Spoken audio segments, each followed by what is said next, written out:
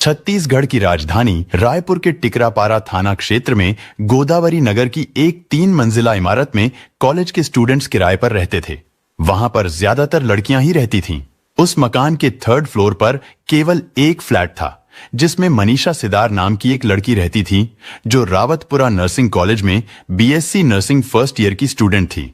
लेकिन 10 दिसंबर 2019 को सुबह करीब 11:30 बजे के आसपास अचानक ही मनीषा के फ्लैट से लड़ने झगड़ने की आवाजें आने लगी। 2nd फ्लोर पर रहने वाली छात्राओं और आस पड़ोस में रहने वाले लोगों को भी ये आवाजें सुनाई दे रही थीं। ऐसा लग रहा था जैसे मनीषा के फ्लैट में कई लोग आपस में झगड़ा कर रहे हों। लेकिन फिर अचानक लड़ाई झगड़े की आवाजें चीखों पुकार में बदल गई, जिस कारण आस पड़ोस के लोग भी थोड़ा घबरा गए। लोगों ने करीब 10 मिनट तक मनीषा के फ्लैट में चीख पुकार और सामान गिरने की आवाज सुनी थी। लेकिन फिर अचानक सब कुछ शांत हो गया और सन्नाटा छा गया। इसी बीच मनीषा से निचले फ्लोर पर रहने वाली छात्राओं ने मकान मालिक को फोन कर दिया था। पता चलते ही मकान मालिक बंटी साहू तुरंत 3rd फ्लोर पर पहुंचे। उन्होंने मनीषा को आवाज लगाई और पूछा कि यहां पर इतना शोर क्यों हो रहा है। लेकिन मनीषा ने अंदर से कोई भी जवाब नहीं दिया। बंटी साहू ने फ्लैट के दरवाजे को हल्का सा धक्का दिया तो दरवाजा अंदर से बंद था। हालांकि अंदर सन्नाटा छाया हुआ था। इसके बाद मकान मालिक ने कमरे में लगी खिड़की को हल्का सा धक्का दिया तो खिड़की खुल गई, और जैसे ही खिड़की खुली तो अंदर से किसी ने दरवाजा भी खोल दिया। लेकिन इससे पहले कि मकान मालिक बंटी साहू कुछ समझ पाते, मनीषा के फ्लैट से 2 लड़के बाहर निकले। वो दोनों सीढ़ियों से होते हुए तेजी से नीचे उतरे और भाग गए। 2nd फ्लोर पर रहने वाली छात्राओं ने और पड़ोस में रहने वाले लोगों ने भी उन दोनों को भागते हुए देखा था।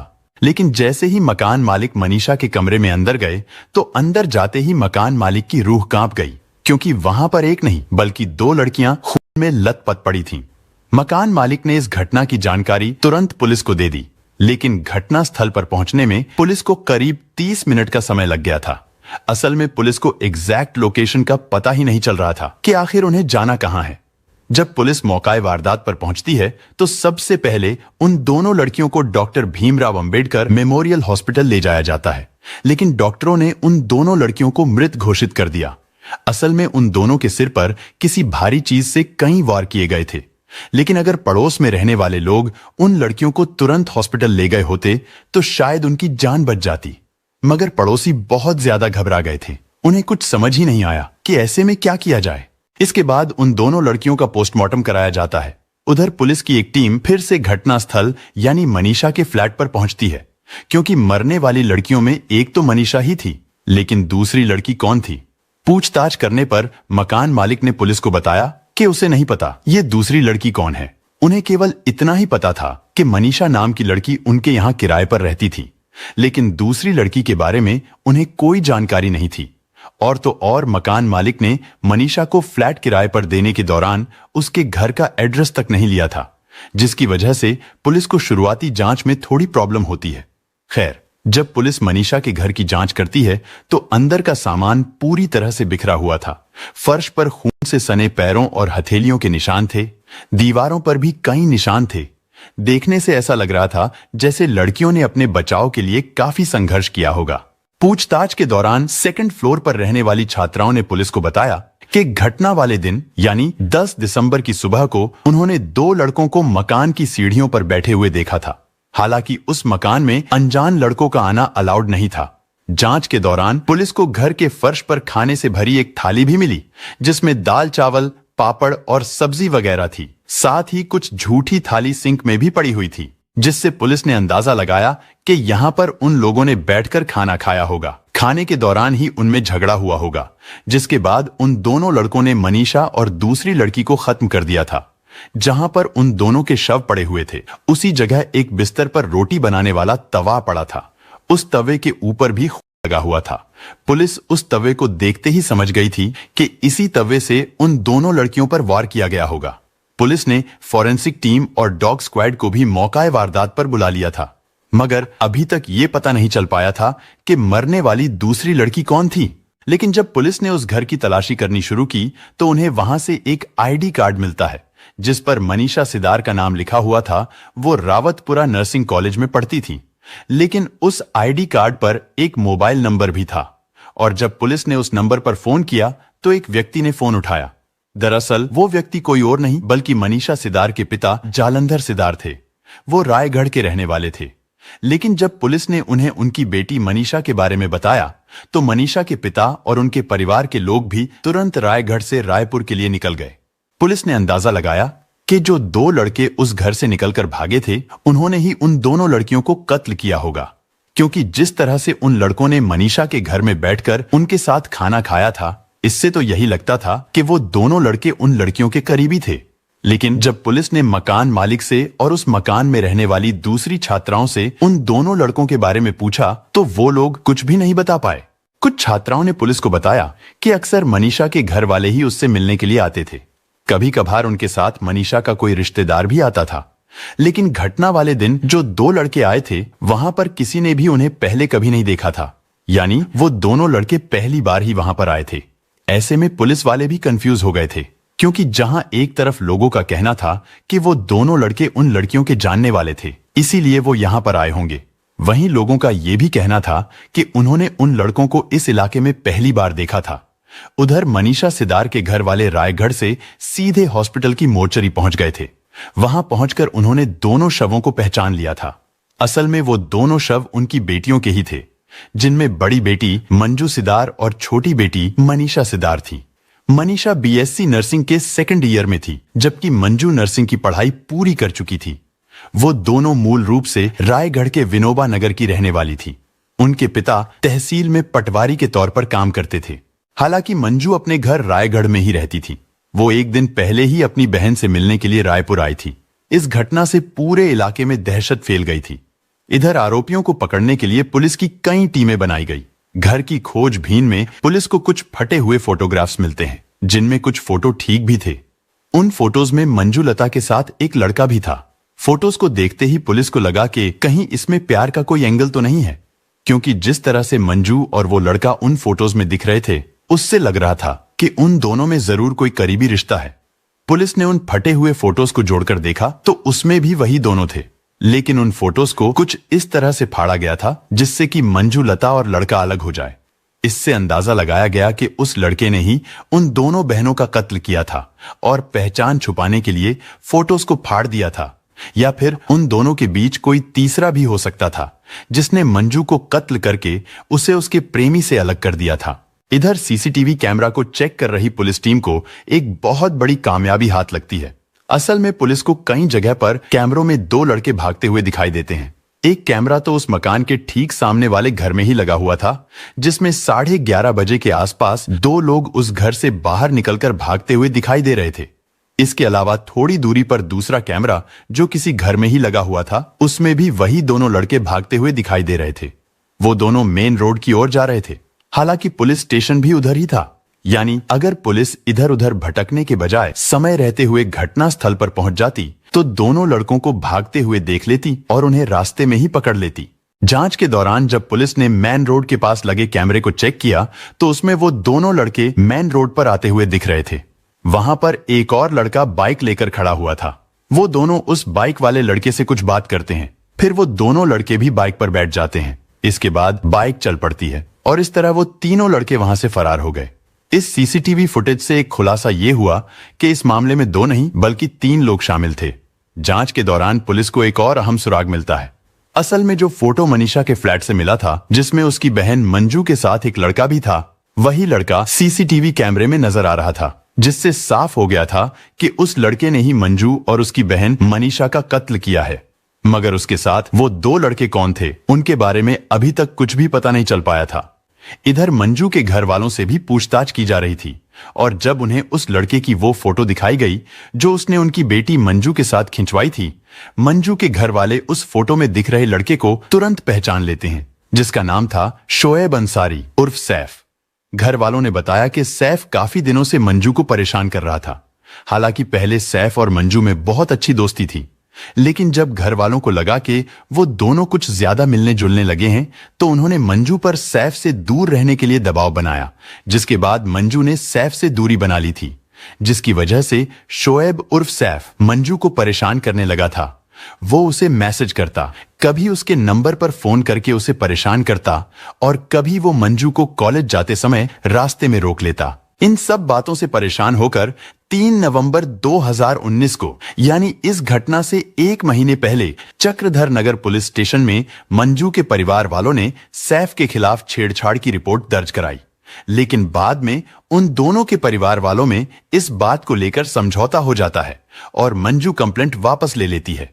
इसके बाद पुलिस ने सैफ को वार्निंग देकर छोड़ दिया था। हालांकि सीसीटीवी कैमरा में भी करीब 11:30 बजे सैफ किसी लड़के के साथ मनीषा के फ्लैट से निकलकर भागता हुआ दिखाई दे रहा था। लेकिन जब पुलिस ने सैफ और मंजू के कॉल डिटेल को चेक किया तो पता चला कि मंजू ने आखिरी बार सैफ से ही बात की थी, और तो और 10 दिसंबर को भी सैफ की लोकेशन उस मकान के आसपास ही थी। अब पुलिस को पूरा यकीन हो गया था कि उन 3 लड़कों में से एक लड़का शोएब उर्फ सैफ ही है।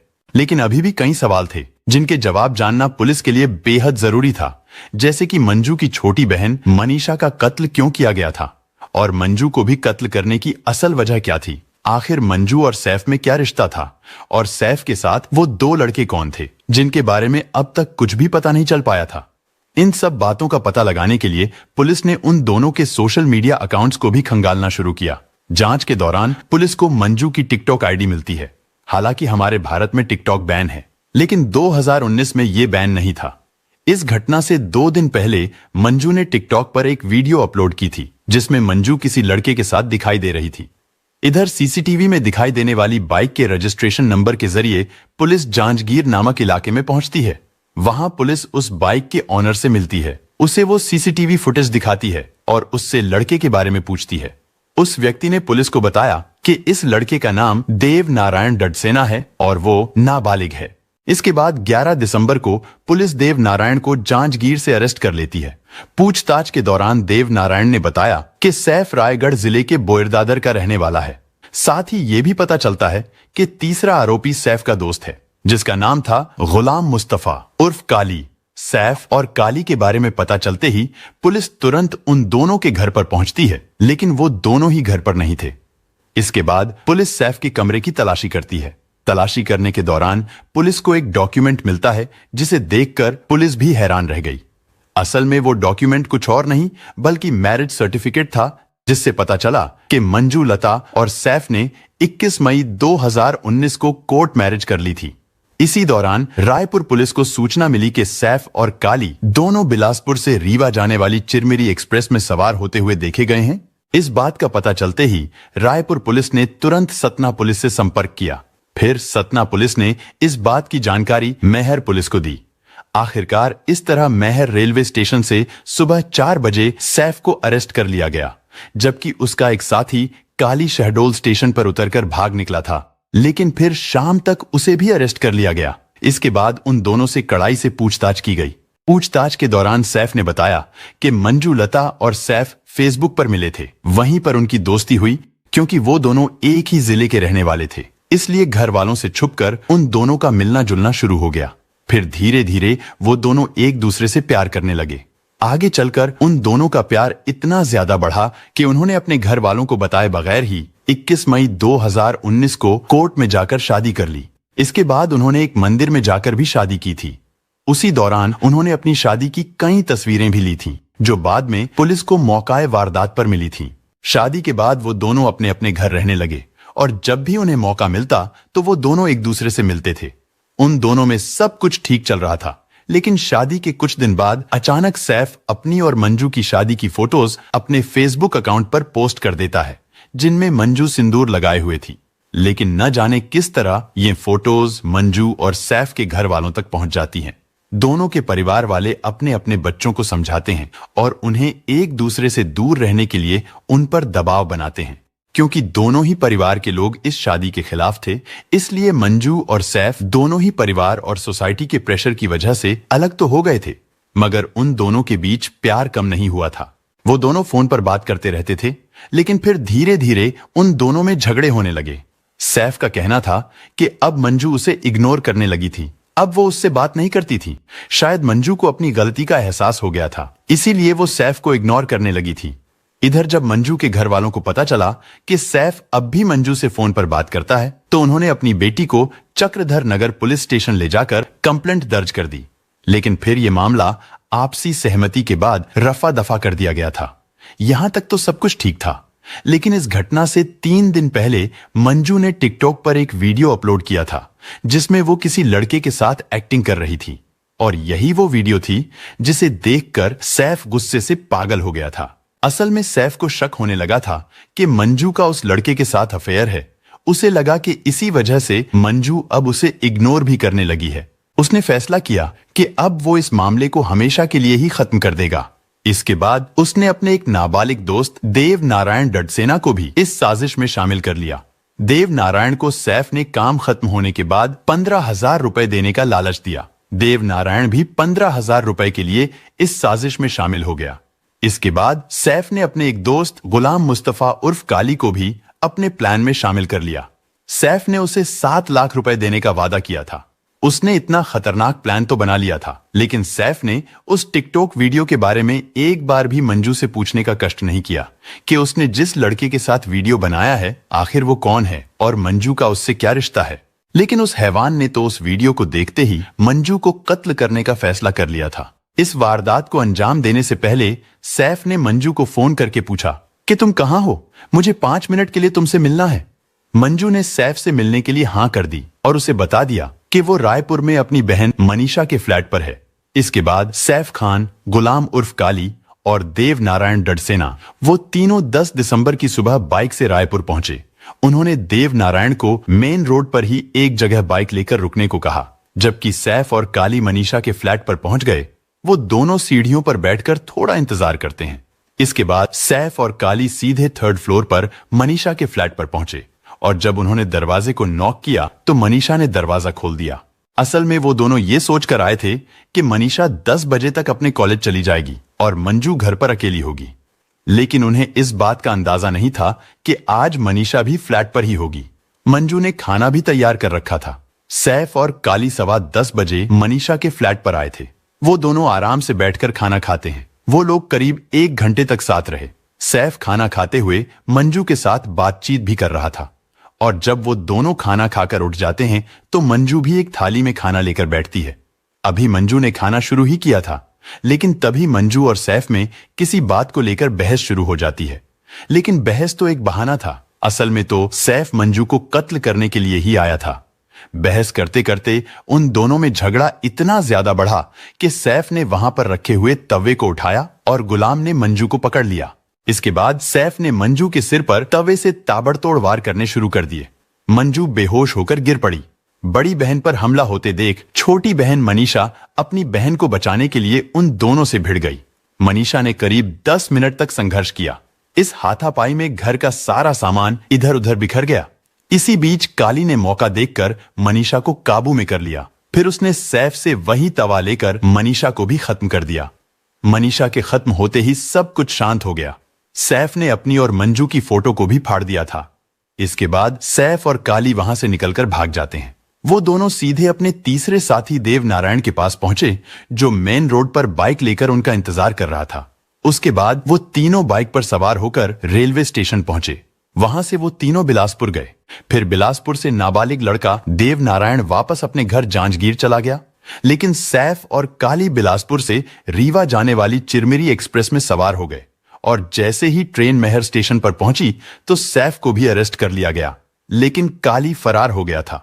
हालांकि कुछ समय बाद उसे भी अरेस्ट कर लिया गया था और इस तरह एक टिकटॉक वीडियो के कारण शक करने की वजह से सैफ और काली ने मिलकर उन दोनों बहनों को कत्ल कर दिया था। पुलिस ने सैफ खान और गुलाम उर्फ काली के बयान और सबूतों के आधार पर उन सभी आरोपियों के खिलाफ चार्जशीट तैयार करके उन्हें कोर्ट में पेश किया गया, जहां से उन्हें जेल भेज दिया गया।